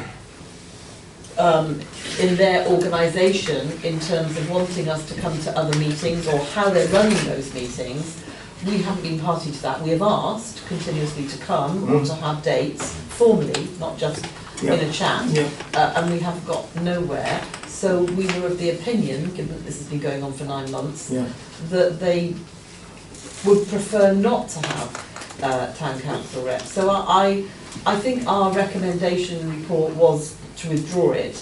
Having said that, I totally appreciate the sentiments of our 2 councillors who put themselves forward. And I think the best way forward would be to write to them again and say that we have 2 more councillors who are willing to come along this year and continue this as an OBR. Is that what they wish? Because I think we tried to do that, but we didn't get it. But I know, I'm interrupting, and I do apologise. When we had the meeting with them, we were asked to leave. Councillor Lord, moment, please. Is this new information, Councillor Bristol? It's a snippet, just to thank Councillor Markwell for that feedback, which I'd be happy to follow, but also if we are going to write to them, can we please stress that they are invited to the twice yearly stakeholders meetings and that everyone would like to see them there. Through the chair, they're invited to it every time by the PNF team, and they're well aware of the dates, and each time they've sent apologies. Sorry, Chair, I shouldn't interrupt you, just carry on from what... And you should please stand up. I didn't stand up, I just... I know, very loud. When we had the meeting there with Seaford Football Club, we had the meeting, all nice and dandy, this, and I said, right, now do you mind leaving us for our committee meeting? So, if you're up against that, and you ask them, and they don't invite you, then, well, I truthfully hope that we can get some better working relationships with Seaford Town Football Club, even though it's opposed them. Thank you, Councillor Lord. Are there any other general points to be raised around outside bodies? Perhaps we can move on from the football club onto other issues. Or Councillor Taylor? Thank you. I'm not quite sure how to address you. Mr. Mayor. Mr. Mayor. Friends of Bishopstone Station, suggested here, is in the red and oversubscribed. Councillor Dubat is the current rep for outside body. I hadn't realised she was away, and I thought I wanted to have a conversation with her. The work of Friends of Bishopstone Station has significantly expanded. They're innovating, doing different things in different parts of the town. And I would actually recommend, I haven't had a chance to talk to Councillor Duba, I would recommend that there are 2 people working on that. A good point, Councillor Taylor. Councillor Bristow. Thank you, Mr. Mayor.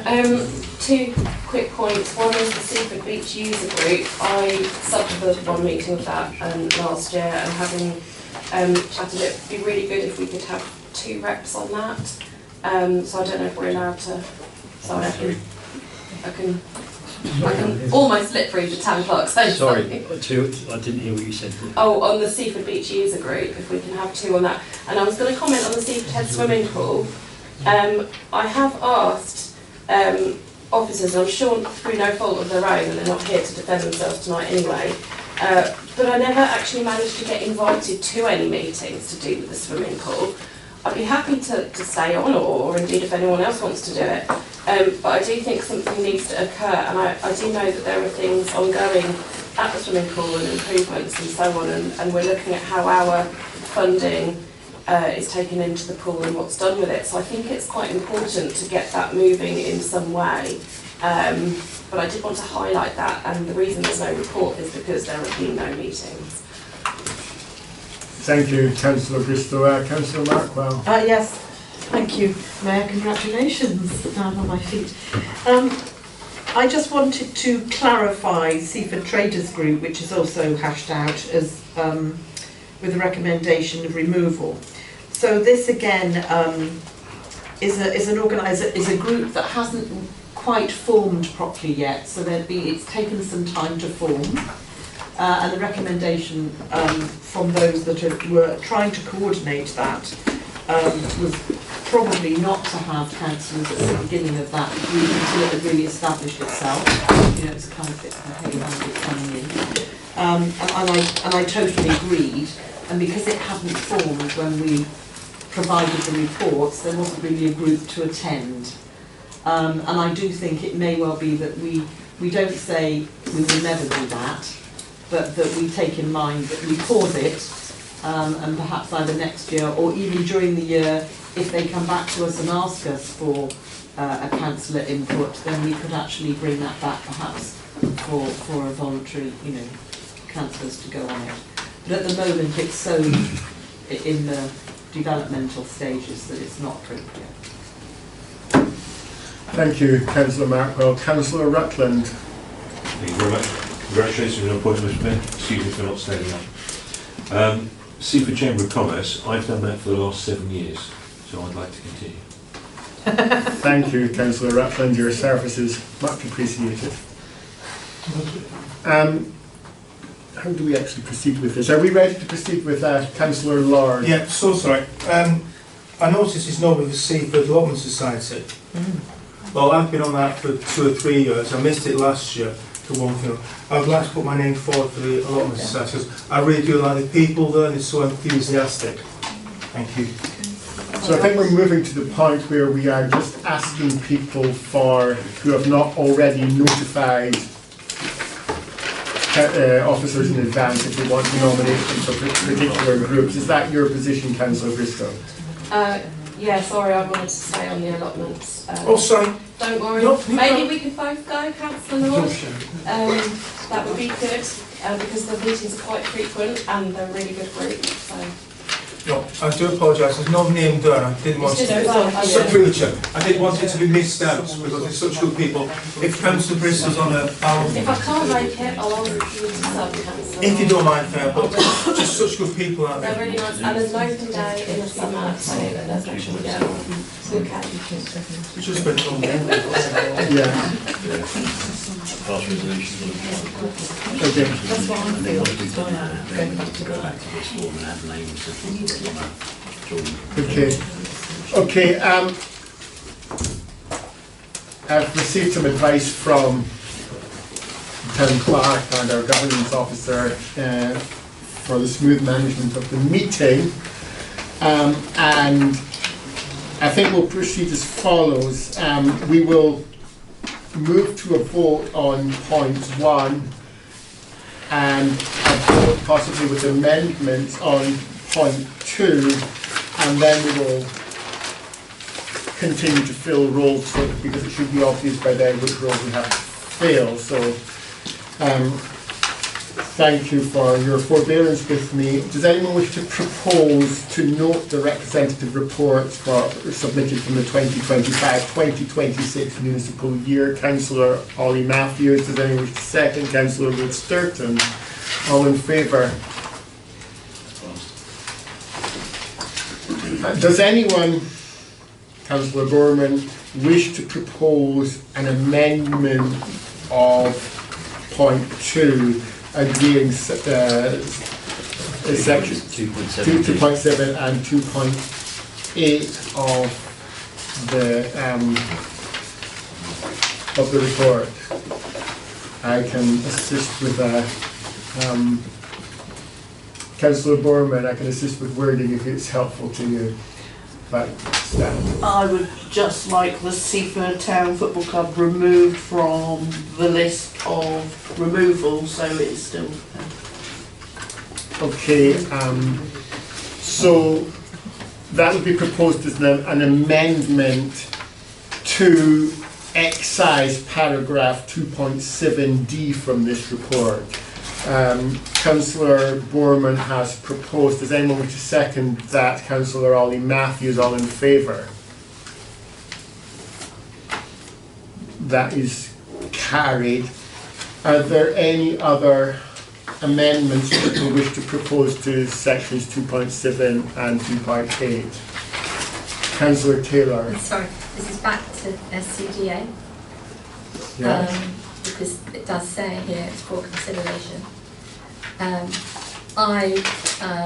in my role at Seaford University, had quite a big project with NCA, which is the New Haven version of this organisation, and I would think it could be well worth us pursuing with working with SCDA. We managed to get quite a big grant for NCDA to employ an intern. Thank you, Councillor Taylor. So you're speaking in favour of 2.8A. So there's no further action, actually, just to say the amended point 2. Okay, so would anyone like to propose a vote on point 2 as amended by Councillor Borman? Councillor Ruth Sturton, second. Councillor Liz Borman, all in favour? Okay, so now we move to appointing. Councillor Borman. Yeah, just a point of order. There's been some discussion a little while ago about having additional reps on some of these, but without the outside bodies agreeing to this, can we actually increase this here? Or I just want clarification on that before we go forward. Through the chair, there's no formal process we need to go through to have more, but we will need to write to the OBRs to ensure that they're happy to have more. And so I think we'd need to say that additional volunteers more than the quota are provisional until the OBR comes back and says yes, they do want them, if that answers the question. Sorry, just come back on that. If we then agree 2 and they say no, we only want 1, which one then gets it? Can we say that we just vote for 1, and if they come back, then we can put it out to councillors to then put their name forward to be that second person? Just to make it simpler. Maybe we vote for 1, and then we could also vote for the second, and that second place is provisional to the OB saying yes. That's good. Yeah. Which else do they like it? I mean, we've only got one that's oversubscribed, so it's at the moment there's only one. Alright, we've got 2 now that are oversubscribed. So, do you want us to confirm which ones have still got spaces? So, yeah. So if everyone's got their big sheet, we'll just. Sorry, just for you now. Those particular groups I know quite well with our communication that we have with them anyway, and I would be really surprised if they didn't take 2 people. It was only when we've had groups before when they were meeting, say in, rooms, like small rooms. So, I mean, I'm happy to go with what I want to go with. you think that if there's more than they've said? I'm sure that those particular groups that have been mentioned, which is Friends of Bishopstone Station and Seaford Beach User Group, would be more than happy to accommodate too. Yeah. Yeah. Good. Perhaps, Councillor Borman, we can burn that when we come to it. That's fine. I just wanted clarification on where we stood on it first. Okay. Just go through them one at a time. Like we need to vote on this one and then this. So we didn't want to do individual votes, we'll just go on block. How do we all do it? We can go. First time. We can go on block if we go through and make sure that we've got all the spaces filled that need to be filled. We can then go on block. Okay, if everyone's happy to do that. Yeah. So we have a Councillor Richard Honeyman. Is this new information? Thank you very much, Mr. Mayor. Our former councillors, they still have to continue. You've contacted them and everything. Penny Lower and John Edson. Sorry, Penny has to because from Bishopstone. You want to read out each one? Oh, okay. Okay, so at the moment the line-up is like as follows. Accessing New Haven and Seaford, Councillor Olivia and Richard Honeyman, which is full up, not oversubscribed, so that's that one. Bishopstone United Charities, we've got Penny Lower and Councillor Walraven, which is the number that they've requested. Citizens Advice Lewis District, we've got Councillor Taylor and Councillor Lindsay Sturton, which is as they've requested. Community Rail Partnership, Councillor Horu, and a vacancy because they've requested 2. Does anyone want to stand to be the Can I second? let's talk on that one, please. As I came off this particular group, it was when the former town clerk had a space of doing job shares.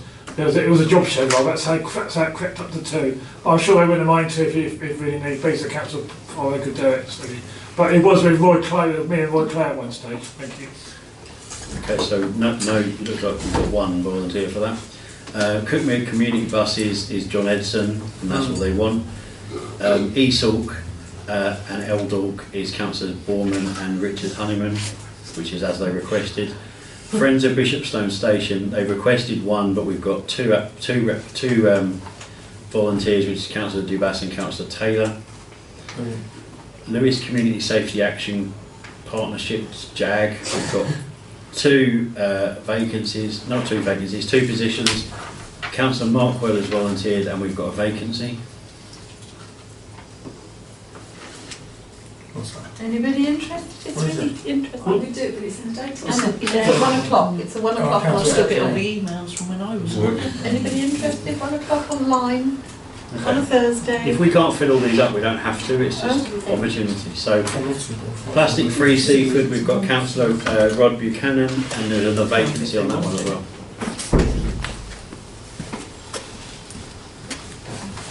No?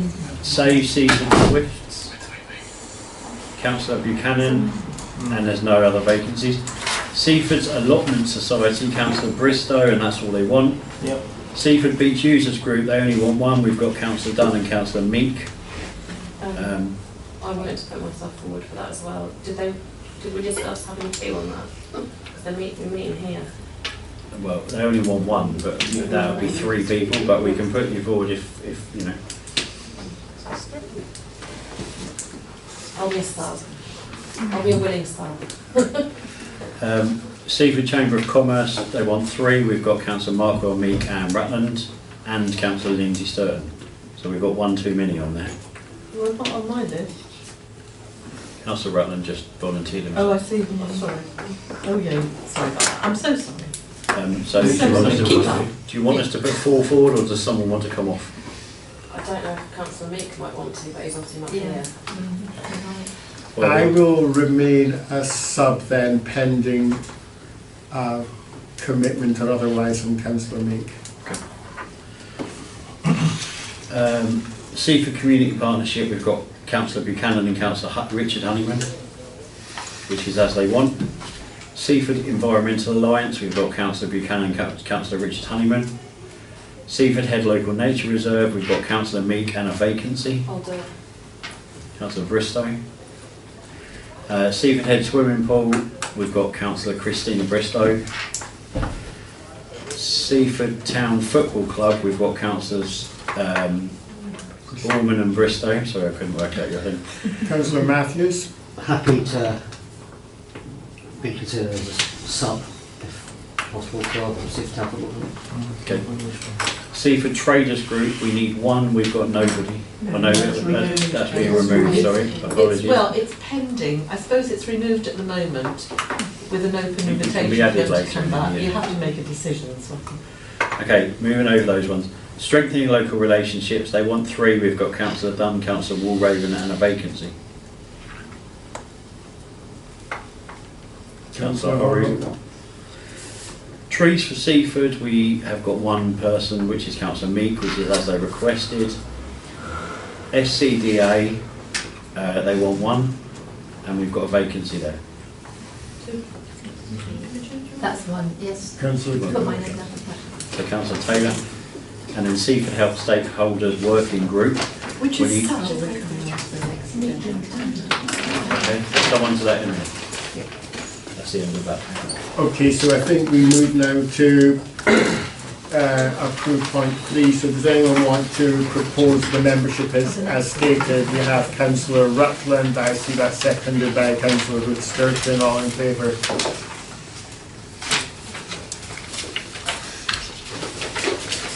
Okay, I'm checking my agenda. It's sort of a feeling that's the end of it, isn't it?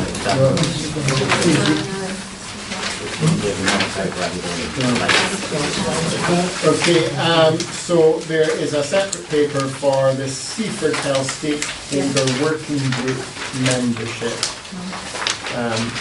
Consider report 326, pages 40 to 41.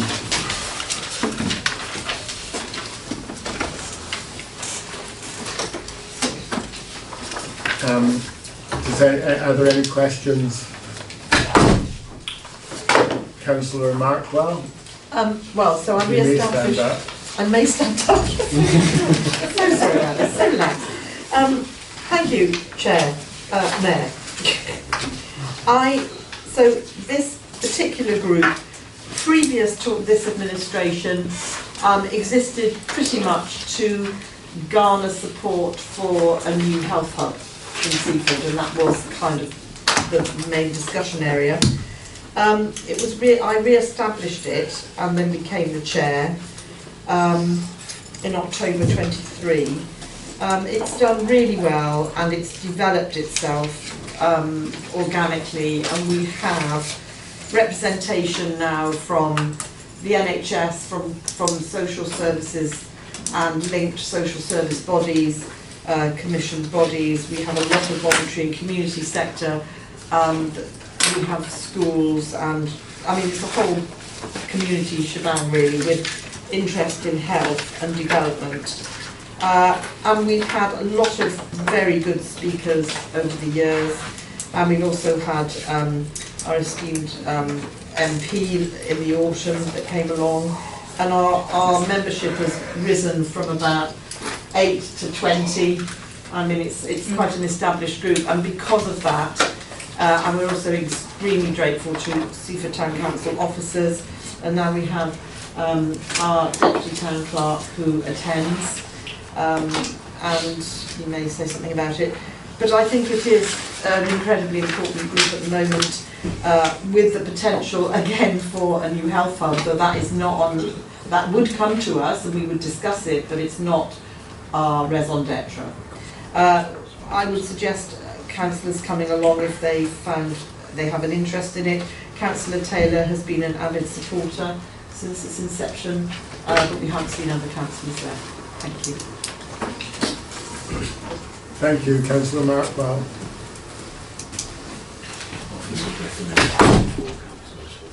Okay, so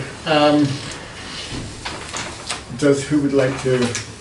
Councillor Markwell's already gone. Yes, so we have Councillor Markwell. We're looking for another 2 or 3 volunteers. I've been part of this group from the, Mr. Mayor, I've been part of this group from its inception. It's grown significantly. It's very timely, given all the issues we have around health generally in Seaford, not just the health hub. And I think it's important that we actually graduate this group from being a working group to being a committee. Thank you, Councillor Taylor. Is that proposal about a recommendation as to future development, or is that something you are proposing? It's a recommendation for future. Okay. It is a recommendation for future development. Thank you, Councillor Taylor.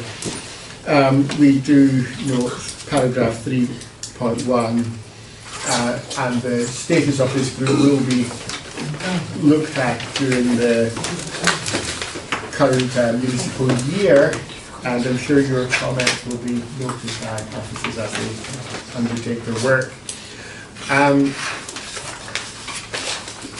Councillor Honeyman, are you putting yourself forward? My name was down on this particular group. Am I able to attend one meeting to see what it's all about, if that's okay, or do I have to commit myself for the whole year? Tasters. So was good. I suppose anyone's at liberty to resign from any group at any time. Well, absolutely. I just wonder what. I mean, if it's convenient, I might. If it's a convenient time and date, I might. If that's okay. Your services much appreciated, Councillor Honeyman. So that's 3 you've got now. So 3. Councillor Markwell, Taylor, and Richard Daniels.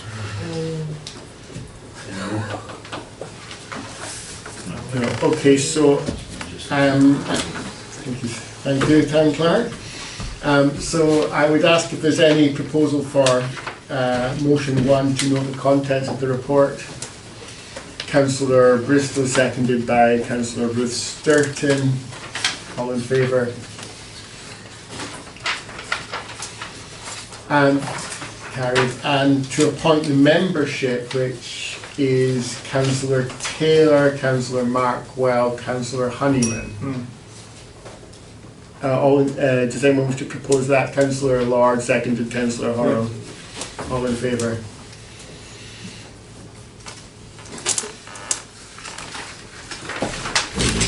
Just like to ask, because obviously there's certain councillors not here this evening, that we can leave it open, that they can put their names forward through to our clerk to add themselves onto this. My understanding is that's what has happened in the past, and that it But this is a new group. And this is a new group, so that is the case, isn't it, without further amendment? Part of the issue with this working group is that it's a bit of an anomaly, and it sort of stands out on its own. And so, if councillors wanted to join the group, then I'm sure that they would be welcome. But we are going to work on making it a bit more structured going forward. So next year it should fall in line with the other group. That's good.